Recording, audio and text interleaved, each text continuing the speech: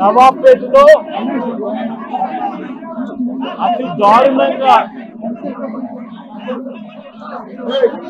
కేవలం ఆధిపత్యం అన్నది చాటడం కోసం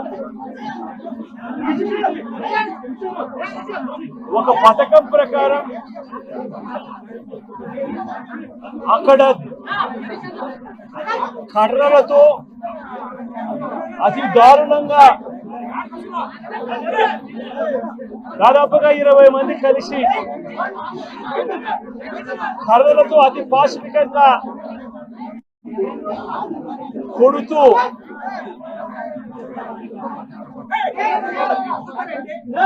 చివరికి హాస్పిటలైజ్ అయి తీవ్రమైన దెబ్బలతో వాళ్ళు హాస్పిటల్లో ఉంటే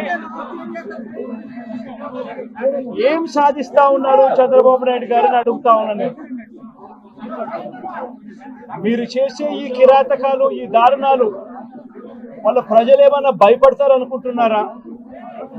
ఎవరు భయపడరు. ఇది ఇంకా కోపంగా మారుతుంది. ఇది ఇంకా కోపంగా మారి చంద్రబాబు నాయుడు గారిని, తెలుగుదేశం పార్టీని రెండింటినీ కూడా బంగాళాఖాతంలో కలిపే పరిస్థితులు కూడా దారితీస్తాయి. మామూలుగా కొత్త ప్రభుత్వం వస్తే ఆ ప్రభుత్వం మీద వ్యతిరేకత రావడానికి కాస్త కూస్త టైం పడుతుంది. కానీ మొట్టమొదటిసారిగా చూస్తా ఉన్నాం చంద్రబాబు నాయుడు గారి మీద వ్యతిరేకత అన్నది చాలా ఫాస్ట్ గా పెరిగిపోతా ఉంది. నిజంగా ముఖ్యమంత్రిగా ఉన్న వ్యక్తి గవర్నెన్స్ మీద ఫోకస్ పెట్టాల్సింది పోయి ఏం చేస్తా ఉన్నాడు అన్నది ఒక్కసారి తనను తాను ప్రశ్నించుకోవాలి అని అడుగుతా ఉన్నా.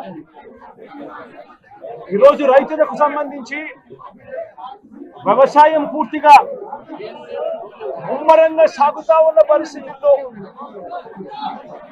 రైతులకు తాను హామీ ఇచ్చిన మేనిఫెస్టోలో తాను చెప్పిన హామీ రైతులకు 20,000 రూపాయలు పెట్టుబడి సహాయంగా ఇస్తానని చెప్పి రైతులకు ఎగరగొట్టేశాడు.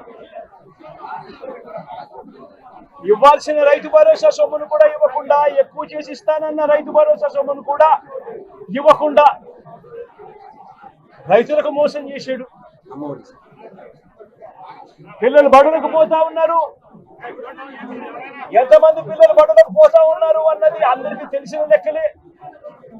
ప్రతి సచివాలయంలోనూ ఎంప్లాయీస్ ఉన్నారు,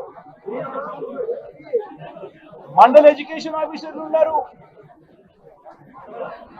అయినా కూడా తల్లులను మోసం చేస్తూ అమ్మఒడి ఎగరగొట్టేశారు. ప్రతి పిల్లాడికి ఇస్తాను అని ఎన్నికలప్పుడు చెప్పిన హామీ నీకు 15,000, నీకు 15,000, నీకు 15,000, నీకు 15,000 అని చెప్పి ఆ ప్రతి పిల్లాడిని చూపించి ఇస్తాము అని చెప్పి ఆ పిల్లలను మోసం చేశారు. ప్రతి అక్క చెల్లెమ్మలను మోసం చేశారు.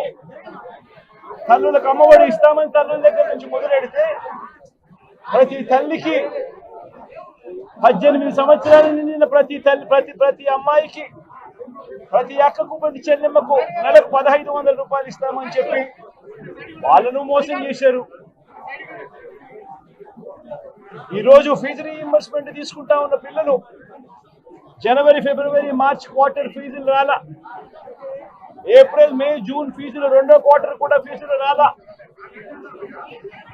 పిల్లలు చదువుకునేదానికి కూడా ఇబ్బంది పడే పరిస్థితిలోకి, ఫీజులు కట్టలేని పరిస్థితిలోకి కాలేజీ యాజమాన్యాలు ఫీజులు అడుగుతా ఉన్న పరిస్థితిని ఈరోజు చూస్తా ఉన్నాం. పిల్లలకు వసతి దీవెన ఎగరగొట్టేశారు. అక్క చెల్లెమ్మలకు 0 వడ్డీ కూడా రావాల్సిన 0 వడ్డీ కూడా మామూలుగా ఏప్రిల్లో రావాల్సిన అది ఎగరగొట్టేశారు. ఇవన్నీ కూడా వైఎస్ఆర్ కాంగ్రెస్ పార్టీ ఉన్నప్పుడు, జగన్ ముఖ్యమంత్రిగా ఉన్నప్పుడు క్రమం తప్పకుండా క్యాలెండర్ ఇచ్చి ప్రతి ఒక్కరిని కూడా ఆదుకుంటూ వస్తా ఉన్న పరిస్థితి.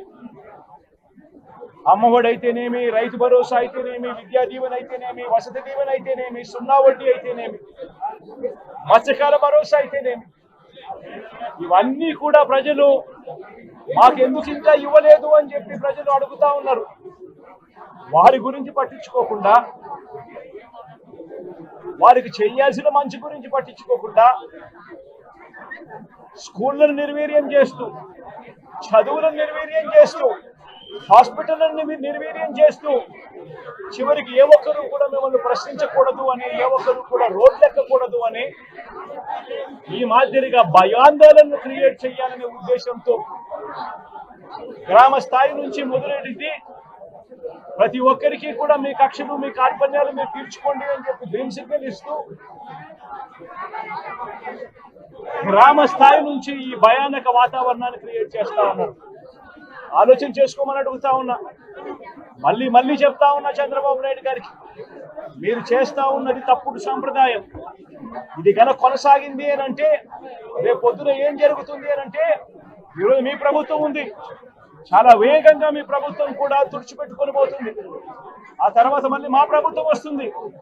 ఆ తప్పుడు మా ప్రభుత్వం వచ్చినప్పుడు కార్యకర్తలు నేను వద్దు అని చెప్పినా కూడా వినకుండా ఆ కార్యకర్తలు చంద్రబాబు నాయుడు గారి తెలుగుదేశం పార్టీ వాళ్ళందరికీ కూడా బుద్ధి చెప్పే పరిస్థితి కూడా చంద్రబాబు నాయుడు గారు బీజం వేస్తా ఉన్నారు. ఈరోజు దయచేసి నేను చంద్రబాబు నాయుడు గారికి చెప్తా ఉన్నా, ఈ తప్పుడు సాంప్రదాయాలను ఇంతటితో ఆపండి. ఈ తప్పుడు సాంప్రదాయాలు పెద్దయ్యాయి, వృక్షాలైనాయి అని అంటే ఆ తర్వాత ఆపడం ఎవరి చేత కాకుండా పోతుంది. ఇప్పటికే లా అండ్ ఆర్డర్ అనేది గాడి తప్పింది. ఇప్పటికే ఏం జరుగుతా ఉంది అన్నది మీకే తెలియకుండా కూడా జరిగేంత దారుణమైన పరిస్థితిలోకి ఈ రోజు లా అండ్ ఆర్డర్ పోతా ఉంది. ఒక వైఎస్ఆర్సీపీ కార్యకర్తలే కాదు, వైఎస్ఆర్సీపీని అభిమానించే వాళ్ళే కాదు, చివరికి మహిళల మీద కూడా అగత్యాలు పెరిగిపోయినాయి, చిన్న పిల్లల మీద కూడా అగత్యాలు పెరిగిపోయినాయి. ఇష్టం వచ్చినట్టుగా రౌడీజం పెరిగిపోయింది. ఇష్టం వచ్చినట్టుగా ఎవరికి బుద్ధి పుడితే వాళ్ళు చేస్తా ఉండే కార్యక్రమాలు జరుగుతూ ఉన్నాయి. లా అండ్ ఆర్డర్ పూర్తిగా గాడి తప్పిన పరిస్థితులు కనిపిస్తా ఉన్నాయి. ఇప్పటికైనా చెప్తా ఉన్నాను, హెచ్చరిస్తా ఉన్నాం, మరొకసారి కూడా చెప్తా ఉన్నాం. శుక్రవారం ఈ మధ్య కాలంలోనే జరిగిన ఇంకొక ఘటనలో ఏకంగా చంపేసిన ఘటన చూశాం నంద్యాలలో. శుక్రవారం నేను అక్కడికి కూడా పోతా ఉన్నాను. ఆ ఘటనను కూడా ఒకసారి రాష్ట్రం దృష్టికి, దేశం దృష్టికి కూడా తీసుకొని పోయే ప్రయత్నంలో భాగంగా అక్కడికి కూడా వెళ్ళి జరిగిన అగాత్యం, జరిగిన అన్యాయం అక్కడ కూడా హైలైట్ చేసే కార్యక్రమం కూడా చేస్తాం. ఖచ్చితంగా హైకోర్టు తలుపులు తడతాం, అవసరమైతే సుప్రీంకోర్టు తలుపులు కూడా తడతాం. ఇప్పటికే ప్రధాన రాజకీయ పక్షాలన్నింటికీ కూడా రాష్ట్రంలో జరుగుతా ఉన్న అన్యాయాల గురించి వివరించడం జరిగింది. హైకోర్టు, సుప్రీంకోర్టు గడపలు కూడా గట్టిగా వాళ్ళ తలుపులు కూడా కొట్టే కార్యక్రమాలు గట్టిగా చేస్తాం. రాష్ట్రంలో జరుగుతా ఉన్న ఈ అన్యాయాలు, ఈ ఆక్రందనల మీద ఎందుకు ప్రెసిడెంట్ రూల్ విధించకూడదు అని చెప్పి కూడా గట్టిగా వాళ్ళని అడిగే కార్యక్రమం కూడా చేస్తాం. గవర్నర్ గారిని కూడా ఈ విషయంలో కలగజేసుకోవాల్సిన అవసరం ఉంది అని చెప్పి కూడా గవర్నర్ గారిని కూడా ఈ సందర్భంగా విన్నపిస్తా ఉన్నాం. ఇవన్నీ కనీసం మీరన్నా సుప్రీంకోర్టు జడ్జిగా పనిచేశారు, కనీసం మీ సమక్షంలో మీరు ఉండగానే ఇవన్నీ ఈ రాష్ట్రంలో జరుగుతూ ఉన్నాయి.